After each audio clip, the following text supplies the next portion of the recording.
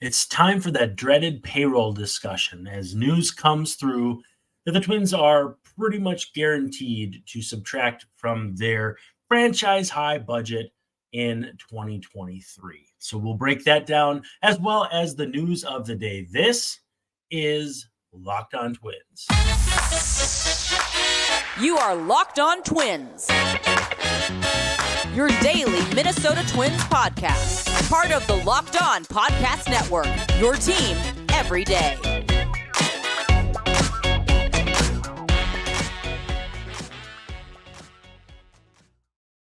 Hello again and welcome back to Locked On Twins. I'm your host, Brandon Warren, and you can unfollow me on Twitter at Brandon_WARNE.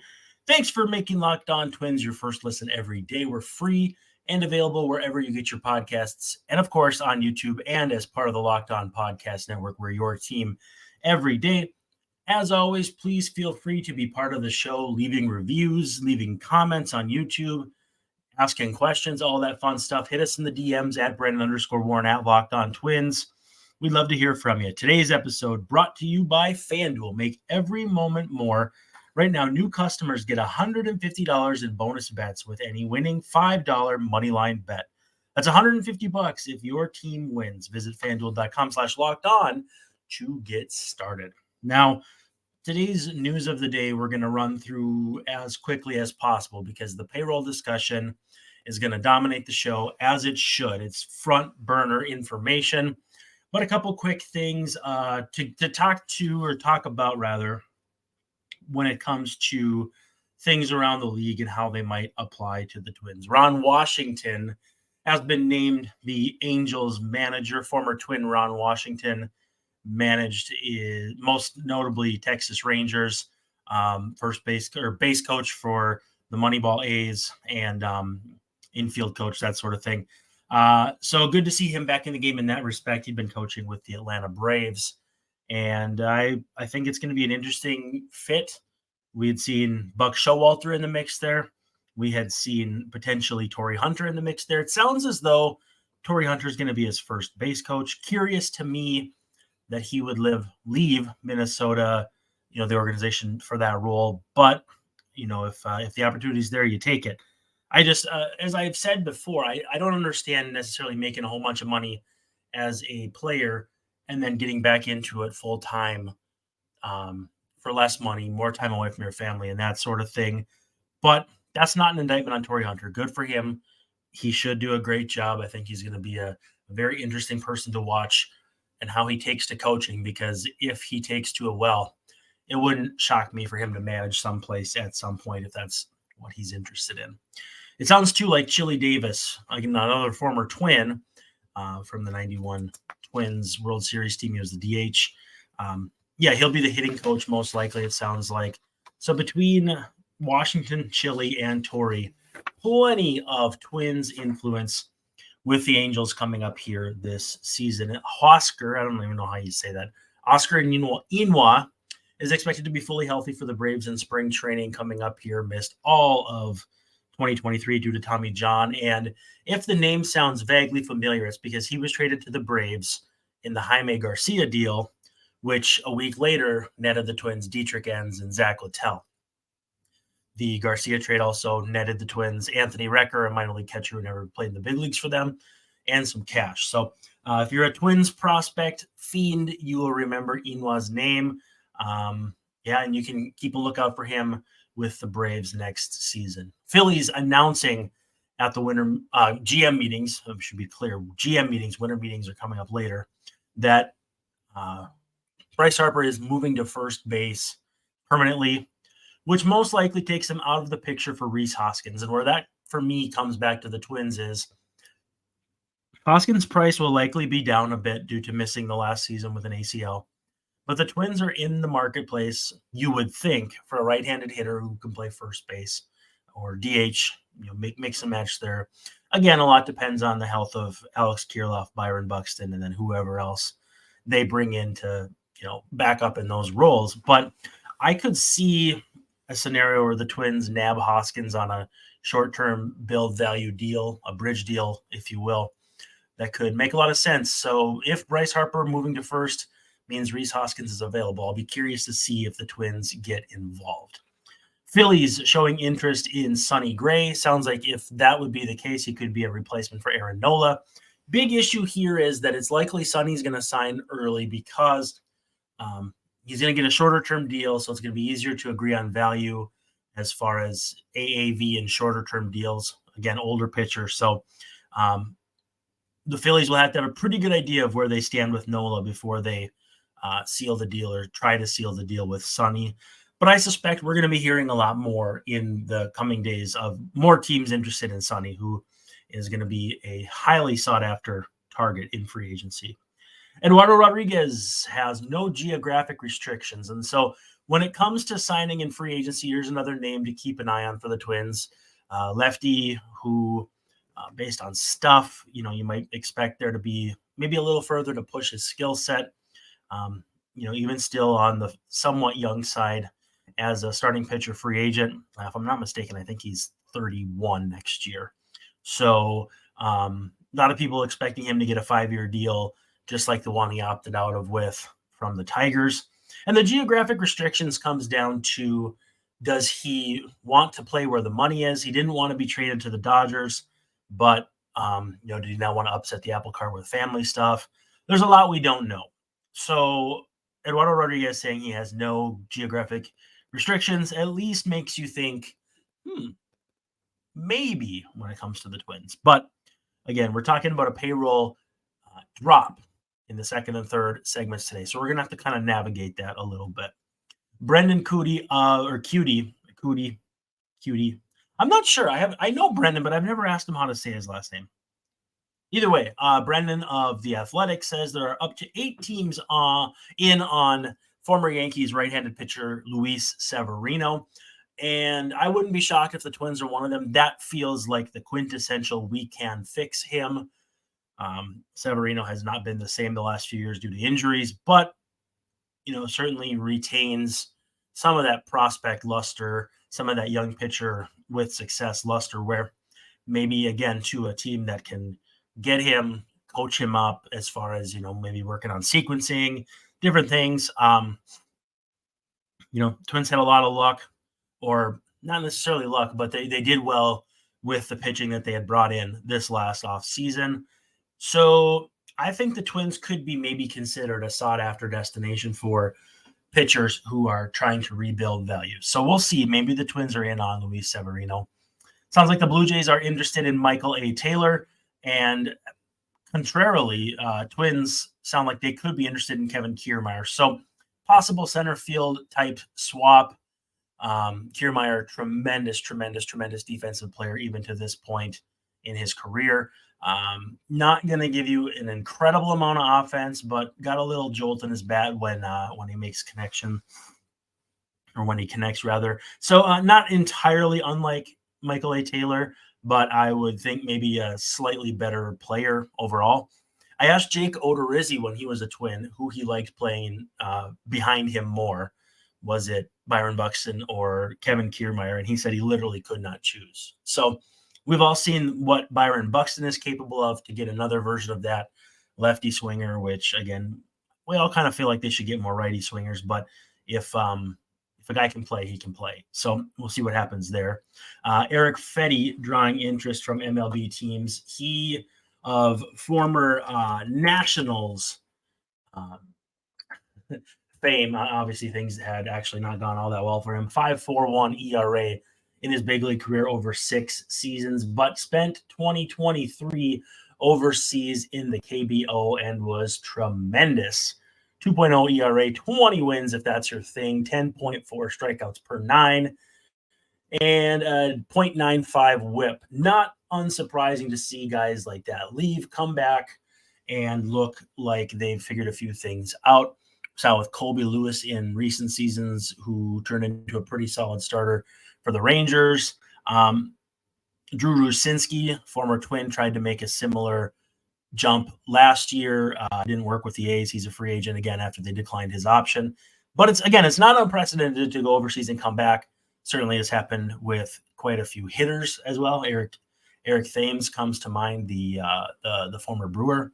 But I could see Fetty being of interest to the Twins, especially because he's probably not going to get a huge contract. A couple more quick ones. Kike Hernandez had double hernia surgery in late October. He's a free agent. I could see the Twins having interest in him. Right-handed stick can play all over coming off a down season. Again, that checks a lot of boxes that the Twins need checked. Yankees appear to be hiring James Rowson as hitting coach, or at least leaning heavily that way. Former Twins hitting coach who, to me, was one of the finest people I ever knew in the game or have ever known in the game. Love James Rowson and hope the best for him wherever he lands next. And I think I could see Eddie Rosario following him to the Yankees. We'll see what happens there, but the Yankees are going to need some hitting. They're going to need some players who are not 40 years old. So we'll see. And then Twins selected the contracts of infielder Junior Severino and Jair Camargo. Twins doing those moves to prevent those guys from hitting minor league free agency, as opposed to the moves that they will make later this offseason, adding guys like we would expect, Emmanuel Rodriguez, Austin Martin, and so forth. So those will come a little bit later here this month. But for now, we got to talk about our friends over at FanDuel. And our friends over at FanDuel say you can score early this NFL season with FanDuel, America's #1 sportsbook. Right now, new customers get $150 in bonus bets with any winning $5 money line bet. That's right. You heard me correctly. $150 if your team wins. You can bet against the Vikings if you want. If you're a Minnesota fan like me, you don't have to strictly bet for. You can bet against whatever you think is going to be a winner, and that's $150 in bonus bets. It's a no-brainer of the century. So if you've been thinking about joining FanDuel, there's no better time to get in on the action. And the app is excessively easy to use. There's a wide range of betting options, including spreads, player props, overs and unders, and more. Anything that you can imagine. And again, new customers get $150 in bonus bets with any winning $5 money line bet. Absolute no-brainer. So visit FanDuel.com/lockedon and kick off the NFL season. That's FanDuel, official partner of the NFL. All right, we're running it back here in the bullpen, and we have a payroll discussion that I am not eager to have, but I think it's important. Thanks for making us your first listen every day. We are very, very appreciative of that. The rest of the week, we're going to talk about off-season vibes, especially too with the payroll discussion that we're going to have. And I want to focus on some key points. I think Bobby Nightingale Jr. had the first story from the GM meetings in Arizona suggesting or flat out saying the Twins were going to be cutting payroll. The story that I honed in on, Dan Hayes in The Athletic. I love Dan. Great dude, great writer, great everything. He's reporting from Scottsdale at the time. For all I know, he's home now, but that the Twins are not officially like committing to anything like that, but it sounds as though the payroll is slated to go down from 154 last year, according to COTS. COTS Contracts on Baseball Prospectus, if you're not familiar. Good place, great place to find contract values, created by a guy I used to work with at Baseball Prospectus named Jeff Houston, not called. You can call him that, but that's because it's his real name. So it sounds like it could be down anywhere from 15 to 30 million. Now, why is this? First, I want to talk about what it's not. It's not unique to the Twins. Other teams may not be saying this part out loud, but it's going to be a severely common problem for teams who fall under the Bally Sports umbrella, the Diamond Sports umbrella. A lot of different teams have broadcast rights that are handled by the Bally whatever umbrella. There's a few independents, or the few that, the Yankees have their Yes Network, Red Sox have NESN, Mets have SNY. But when I look at these cuts, I think it's going to be a reality of the game. We saw an off season of what was quietly called collusion, but it was, it was the Bryce Harper off season where he signed super late. I want to say Manny Machado was that season too. It wouldn't shock me if we see that kind of off season where things move slowly as teams kind of refigure their budgets. Not only refigure their budgets, but figure out where in the world they're going to be on TV this coming season. Now you look at the rest of the Central, though, and here's where I come back to that I'm not as worried about the Twins as I have seen maybe some people be. Twins are a Bally client broadcast-wise. Guardians, Bally. Royals, Bally. Tigers, Bally. White Sox, not Bally. But with that said, all you got to do is look at the White Sox roster. It's bad. Look at their financial situation. Jerry Reinsdorf doesn't spend that much money. And I don't think it's as grim on the field as maybe our visceral, immediate reaction would be to something like this. Now, I'm not here to tell anybody that their reaction of, yeah, man, that sucks. Nothing wrong with that. Nothing wrong at all. And the thing that I come back to that bothers me about it is, yeah, there's less money coming in this offseason. We still don't know what the broadcast situation is going to look like. I had read that the Twins were offered a year back at 54 million, something like that. And they balked at that. So I feel like they wouldn't be likely to take a bad deal just to, or like, I feel like they probably have something in mind or a pretty good idea of where things are going to go, that they can navigate the waters successfully this offseason, knowing what's to come in terms of a financial windfall from a broadcast deal. But again, the rest of the division, with the exception of the White Sox, is Bally country. The Twins are the most talented team in the division.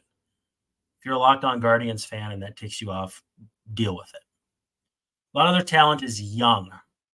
Departing free agents like Tyler Mahle, Joey Gallo, Donovan Solano, possibly a non-tender of Kyle Farmer, that more or less chews up the difference in payroll. Now, that's not to diminish why fans say, yeah, again, payroll going down. I hate it. It doesn't have to be a simple, Polad pocket protector versus a person who everyone thinks is a knuckle dragger because all they do is complain about the Polads.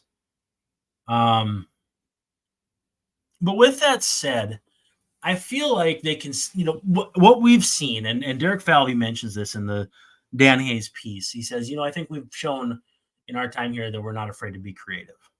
And they're going to have to be.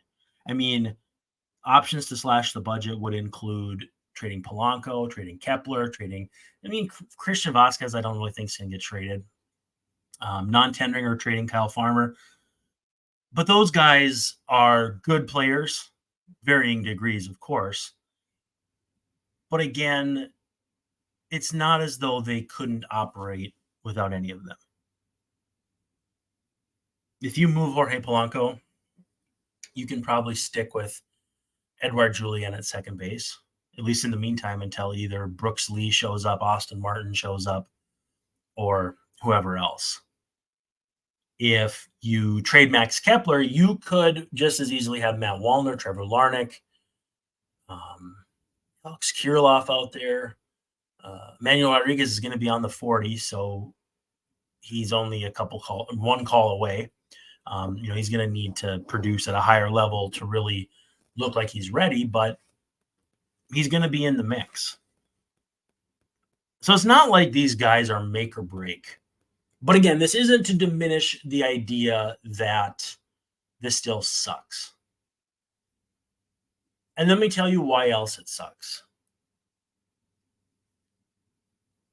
It sucks because I defended the Twins not spending more money in 2012, 2013, 2014, when those teams were destined to be not particularly good And I said, okay, why pump more money into teams that aren't going to be particularly good? Financially, that makes sense. As fans, they want the team to just be as good as possible, so spend more money. And if you ask me, how much money the ownership of the team that I'm rooting for, no matter who it is, how much they should spend, the answer is always going to be more. Spend more. But again, I go back to the 2012, 13, 14 era when payroll went down after 2010 and 11. And you bank that money, to me, as a promise, not an explicit one, and maybe not even an implicit one if you're expecting filthy rich people to do things conventionally. But they banked a lot of extra money those years where you could have easily justified paying $20 more million to be still mediocre, but have a better outfitted team, more depth, etc. So when they were tightening their belts back then, I feel like the future right now should have been where that faucet gets opened back up and the water left behind rushes out. And maybe that's what the Carlos Correa contract could be justified as. I'm not going to argue either way as far as if you want to justify it that way. But again, like if your point is that the poll ads are cheap and you won't hear any counter argument or counter discussion, that's a little different than saying, man, this sucks. Twins just had one of their best years and who knows how long. No matter your classification of what's a good season, it's the best season they've had in many moons. But to not follow it up with significant financial commitment, definitely frustrating. Definitely frustrating for fans, and I hear you, and I don't like it either. A couple more things I wanted to touch on from Dan's article, because, again, it was tremendous. Derek Falvey thinks Twins are still well-positioned heading into this offseason. Obviously, young players, pre-ARB guys, our early ARB guys are going to play a big role. Early ARB guys like Alex Kirilloff, pre-ARB guys like Edouard Julien and Royce Lewis. It's not a very highly compensated team at the top.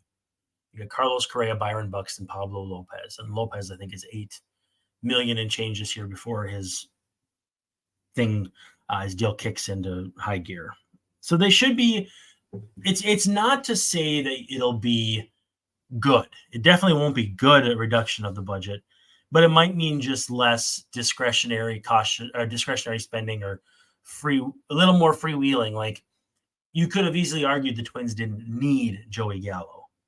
You could have argued the Twins didn't need a few different they didn't get anything out of Tyler Mahle for what they paid him. Efficiency will be part of ruling the day, like it or not. But I do think there's one way to skirt this, and that is structuring contracts like Pablo Lopez's deal where it's $8 million and then it bumps up to an amount more commensurate with his talent, with his skills. It wouldn't be all that difficult, I suspect, to bring in some free agent talent, and you just structure the deals where it's like up front they don't get as much as they do, sliding scale, moving back. So if you were to hypothetically sign an Eduardo Rodriguez for 5 years and $80 million, maybe on the first year he makes 10, but on the last year he makes 20 something. Perfectly doable, perfectly reasonable. Still may result in a drop in payroll, but they've been creative. And I think we should give them at least time to show us what it would look like. Good friend said, I'm not going to let what might happen 6 months from now take me off and spend much time in my brain right now. I'm not going to decide if I'm going to follow the Twins for next year right now based on finances. Well stated. I do want to give fans the last little bit of the show here too, though, to share their opinions, because I do like it. I do value them first and foremost, but I do like just kind of checking the temperature of fans. So I'm going to kind of walk through some of the best comments. Palmer Designs on Twitter says, I don't think they should subtract an important piece to cut payroll. They're in a bad division. Make some small moves to improve parts of the roster and see what happens. Perfect line of thinking. I definitely agree. His name's Sean. I agree with you, Sean. I think that you want to probably be more budgetarily efficient, which is hard to do. Injuries happen.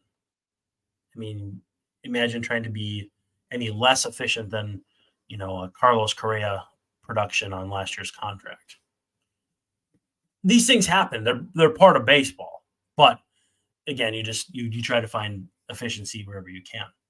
Eric Walls says they can still add accordingly just fine by trade. And as long as they get better health from their better talents, they'll be better than last season's team, and it probably won't be close, winning 90-plus games. So running away with the division. I like that take. I like what I see from this roster, and I think, they have enough prospects near the top that they can pair off some of that depth to give them a number 2 starter behind Pablo Lopez, maybe a center field option if Kiermaier's not on his way, and that sort of thing. It's, again, allow the front office to be creative. Don't have a dollar figure in mind and see what happens. Again, I'm not saying you can't be pissed about it. I'm not saying you can't say, wow, the optics of this suck. Perfectly reasonable. John Lano says, this front office is always creative. The payroll reduction feels temporary at best, but making them continue to be creative may force some good moves we haven't seen otherwise. And to me, that's where my infatuation with Jesus Luzardo comes back. Likely to make $6 million this year. Pitcher of much higher caliber than that. And if you get him in and he does well and your budget expands again, you sign him long-term. At the very least, you have him arbitration eligible for multiple seasons. It's a good place to be if you value player control, as everyone does, and are willing to pay it year to year, which with a guy like Luzardo, you would be.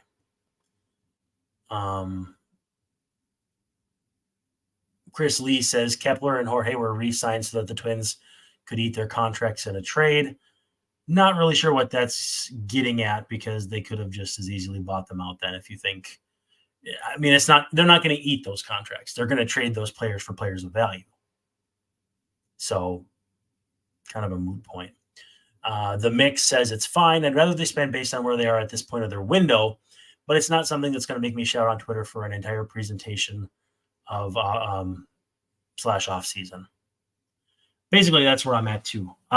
You should be adding at this point in your window. I'll be curious to see what that looks like. If someone offers you something good for Jose Miranda and Trevor Larnach, are those guys considered still part of the future? So I don't know. If anything, we know it's going to be a very entertaining off season, because this front office spares no expense when it comes to entertainment value. Not spares no expense financially, but like they will be creative to a fault. Our friend Jimmy says, I think they can put a very competitive team on the field for less than last year, but still disappointed. Again, great point. Love Jimmy. Again, it's certainly reasonable to be bummed out. Nobody wants to hear a budget's going to be reduced. That's applicable to everybody listening to this show, no matter what walk of life you're talking about. But again, we would hope it's temporary. We would hope with creativity they could structure deals differently, that sort of thing. And again, this is going to affect lots of teams in the league. I don't have the exact number, but I suspect more than 2/3 are operating on a Bally subsidiary. It's in that mix. I can think of a handful. White Sox in the division. But I think in general, it's going to affect budgets with so many teams that I think it's going to be overstated. I do But again, willing to be wrong, and I would love to hear your opinions in the comments. But for now, that's all we have time for. Thank you so much for hanging out with us on Locked On Twins. Make sure to hang around the rest of the week. We'll talk off-season vibes, what a couple different ways I could see the off-season panning out in terms of where to spend, where to trade, where to do nothing. So we'll catch you on the flip side with that. This is Locked On Twins.